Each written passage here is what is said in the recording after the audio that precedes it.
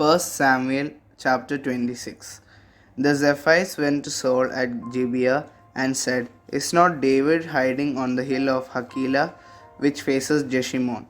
So Saul went down to the desert of Ziph with his 3,000 select Israelite troops to search there for David. Saul made his camp beside the road on the hill of Hakilah facing Jeshimon, but David stayed in the wilderness. When he saw that Saul had followed him there, he sent out scouts and learned that Saul had definitely arrived. Then David set out and went to the place where Saul had camped. He saw where Saul and Abner, son of Ner, the commander of the army, had lain down.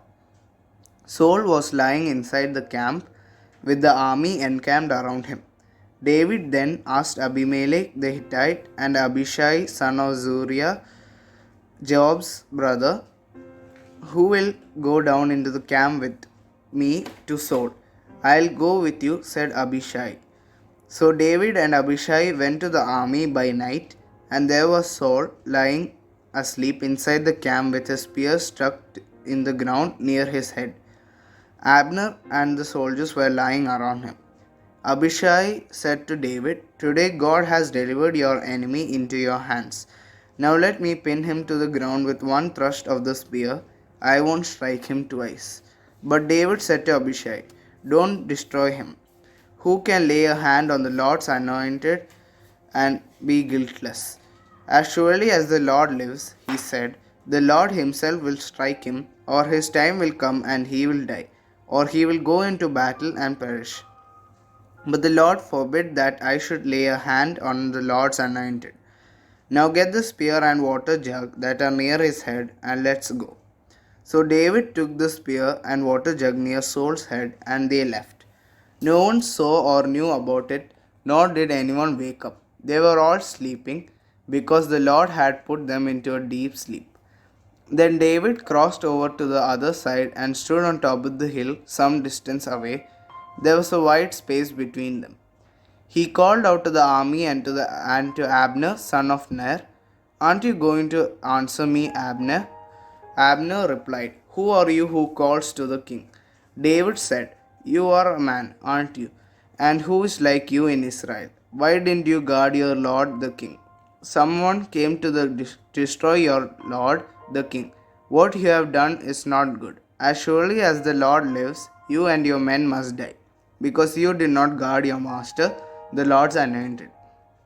Look around you. Where are the king's spear and water jug that were near his head? Saul recognized David's voice and said, Is that your voice, David, my son? David replied, Yes, it is, my lord, the king. And he added, Why is my lord pursuing his servant? What have I done? And what wrong am I guilty of? Now let my lord the king listen to his servant's word. If the Lord has incited you against me, then may he accept an offering. If, however, people have done it, may they be cursed before the Lord. They have driven me today from my share in the Lord's inheritance and have said, Go, serve other gods. Now do not let my blood fall to the ground far from the presence of the Lord. The king of Israel has come out to look for a flea, as one hunts a partridge in the mountains. Then Saul said, I have sinned. Come back, David, my son. Because you consider my life precious today, I will not try to harm you again. Surely I have acted like a fool and have been terribly wrong. Here is the king's spear, David answered. Let one of your young men come over and get it. The Lord rewards everyone for their righteousness and faithfulness. The Lord delivered you into my hands today, but I would not lay a hand on the Lord's anointed. As surely as I valued your life today, so may the Lord value my life and deliver me from all trouble. Then Saul said to David, May you be blessed, David my son. You will do great things and surely triumph. So David went on his way and Saul returned home. 1 Samuel chapter 27. But David thought to himself, One of these days I will be destroyed by the hand of Saul. The best thing I can do is to escape to the land of the Philistines. Then Saul will give up searching for me anywhere in Israel, and I will slip out of his hand. So David and the 600 men with him left and went over to Achish, son of Maok, king of Gath. David and his men settled in Gath. Each man had his family with him, and David had his two wives, Ahinoam of Jezreel and Abigail of Carmel, the widow of Nabal. When Saul was told that David had fled to Gath, he no longer searched for him. Then David said to Achish, "If I have found favor in your eyes, let a place be assigned to me in one of the country towns, that I may live there. Why should your servant live in the royal city with you?" So on that day, Achish gave him Ziklag, and it has belonged to the kings of Judah ever since. David lived in Philistine territory a year and 4 months. Now David and his men went up and raided Jeshurites and Girzites and the Amalekites. Whenever David attacked an area, he did not leave a man or woman alive, but took sheep and cattle, donkeys and camels, and clothes. Then he returned to Achish. When Achish asked, "Where did you go raiding today?" David would say, "Against the Negev of Judah, or against the Negev of Jehrameel, or against the Negev of Kenites." He did not leave a man or woman alive to be brought to Gath, for he thought they might inform on us and say, "This is what David did." And such was his practice as long as he lived in Philistine territory. Achish trusted David and said to himself, "He has become so obnoxious to his people and the Israelites that he will be my servant for life." 1 Samuel chapter 28. In those days the Philistines gathered their forces to fight against Israel. Achish said to David, "You must understand that you and your men will accompany me in the army." David said, "Then you will see for yourself what your servant can do." Achish replied, "Very well, I'll make you my bodyguard for life." Now Samuel was dead, and all Israel had mourned for him and buried him in his own town of Ramah. Saul had expelled the mediums and spiritists from the land. The Philistines assembled and came and set up camp at Shenun, while Saul gathered all Israel and set up camp at Gilboa. When Saul saw the Philistine army, he was afraid. Terror filled his heart.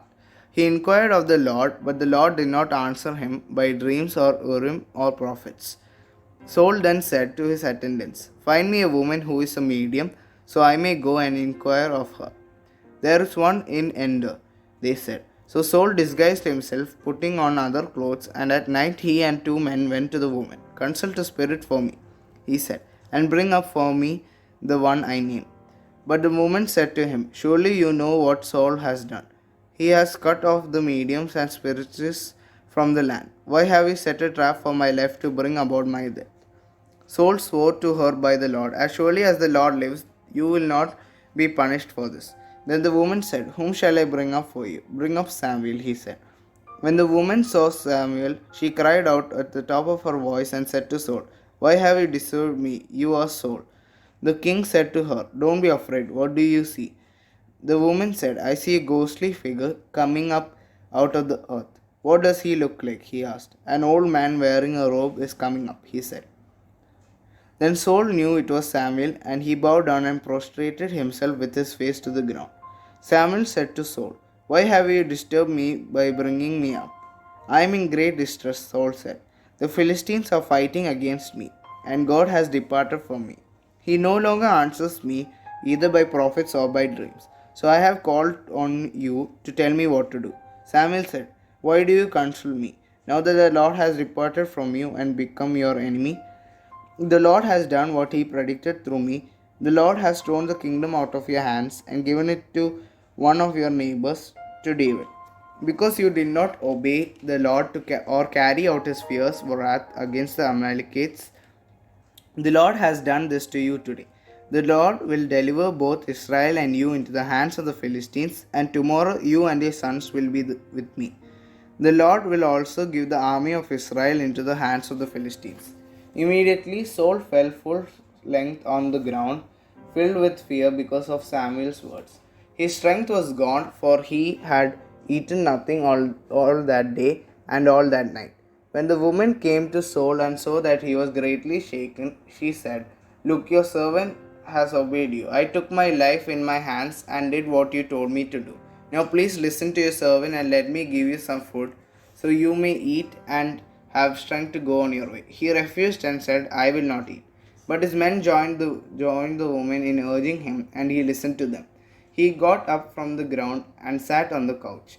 The woman had fattened calf at the house, which she butchered at once.